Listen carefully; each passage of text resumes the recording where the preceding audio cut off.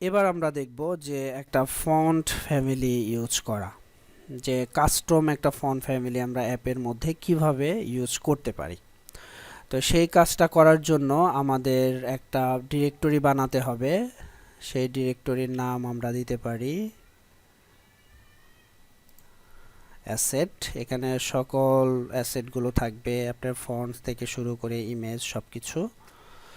তো এই অ্যাসেট ফোল্ডারের ভেতরে আমরা আরেকটা ডিরেক্টরি তৈরি করি ফন্টসের জন্য, ফন্টস। এবার আমরা এখানে আমাদের কাস্টম ফন্টগুলো কপি পেস্ট করব। আমি আমার ডেস্কটপ থেকে কিছু ফন্ট, আমি এখানে কিছু ফন্ট রেখেছিলাম, আমি এই ফন্টগুলো এখানে কপি করে দেই।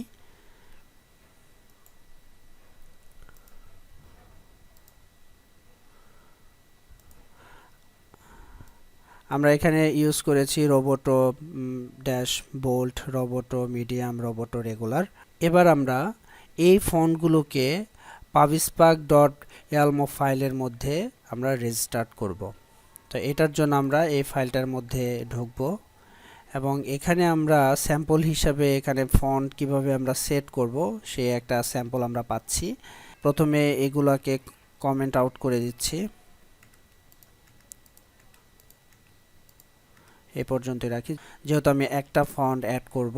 এখানে আমরা একটু খেয়াল করব যে যে ফরম্যাটটা আছে ঠিক সেই ফরম্যাটে আমরা দিব। এই যে এই ড্যাশটা দিব, ড্যাশের মাঝখানে স্পেস, আর এই কোলনের বরাবর আমরা ফন্ট ফ্যামিলিটাকে রাখবো, ফন্টকে রাখবো এইভাবে। এখানে আমাদের ফন্ট ফ্যামিলির নামটা দিতে হবে। আমাদের ফন্ট ফ্যামিলির নামটা হলো রোবোটো। এখানে আমরা রোবোটো ইউজ করব। আর এখানে আমাদের ফন্টের ফুল পাথটা দিয়ে দিতে হবে।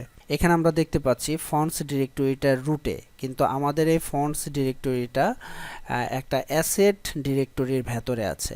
এর জন্য আমাদের অ্যাসেট ফোল্ডারটা এখানে লিখে দিতে হবে।